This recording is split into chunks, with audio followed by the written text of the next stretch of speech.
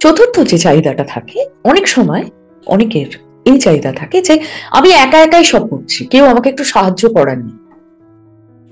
তো অধিকাংশ ক্ষেত্রে এই সমস্যাটা শাশুড়ি বৌমার মধ্যে হতে পারে, পার্টনারের মধ্যে হতে পারে, রাইট? তাকে গিয়ে একটুখানি তার কাজে সাহায্য করুন। কেমন? খুব বড় বড় কিছু করতে হবে না, ছোট ছোট কাজে সাহায্য করুন, তার ইমোশনাল নিড কিন্তু পূর্ণ হয়ে যাবে এবং সেই মানুষটা আপনাকে পছন্দ করা শুরু করবেন। এবার আরেকটা কথা বলি, কার কি নিড আছে এটা কিন্তু বুঝতে হবে। যার উপহার পাওয়ার নিড রয়েছে তাকে সাহায্য করে লাভ নেই, আবার যার প্রশংসা পাওয়ার নিড রয়েছে তাকে উপহার দিয়ে লাভ নেই। এবার ব্যাপার কি হচ্ছে জানেন, ইমোশনাল নিড শুধু যে আপনি যার সঙ্গে সম্পর্কটা সুন্দর করতে চাইছেন তারই রয়েছে তা কিন্তু নয়, আপনার নিজেরও রয়েছে।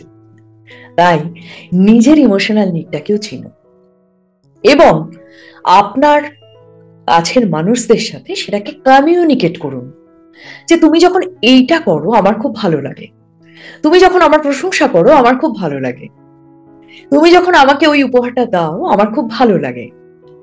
বোঝাতে পারছি? তুমি যখন আমার পাশে বসে কথা বলো আমার কিন্তু খুব ভালো লাগে, সেটাকে তাকে কমিউনিকেট করুন। আমাদের সব থেকে বড় সমস্যা কি জানেন, আমরা মনে করি কাছের মানুষ কাছের এই কারণে আমার না বলা কথাগুলো তারা বুঝে যাবে। না, মনে রাখবেন কাছের মানুষ কাছের, কিন্তু তিনি মাইন্ড রিডার তো নন। আপনার মনে কি চলছে সেটা উনি বুঝবেন কেমন করে, তাই না? সবাই খুব স্পিরিচুয়ালি, ইমোশনালি খুব সাংঘাতিক রকমের সমৃদ্ধ নাও তো হতে পারেন, তাই না? তো কাজে কাজেই নিজের চাওয়াটাকে সুন্দরভাবে কমিউনিকেট করুন।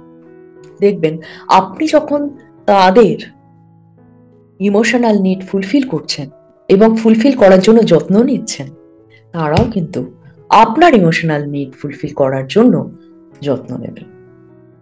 তাহলে 3 থেকে 6 মাস, রাইট, করে দেখুন। আমি বলছি যে কোনো সম্পর্ক সুন্দর হবেই হবে। ভিডিওটা কেমন লাগলো অবশ্যই আমাকে জানাবেন এবং আপনাদের যারা স্বজন সুজন প্রিয়জন বন্ধুজন আছেন হয়তো সম্পর্কজনিত সমস্যার মধ্যে রয়েছেন, তাদেরকে কিন্তু অবশ্যই এই ভিডিওটা শেয়ার করতে ভুলবেন না। আর নতুন যে বন্ধু প্রথম এই চ্যানেলে এলেন তাকে আন্তরিক স্বাগত জানাই এবং অনুরোধ জানাই আমার চ্যানেলটাকে সাবস্ক্রাইব করে সঙ্গে থাকার। খুব খুব ভালো থাকুন, আনন্দে থাকুন, আলোয় থাকুন আমার প্রত্যেকটি বন্ধু সব সময় সপরিবারে।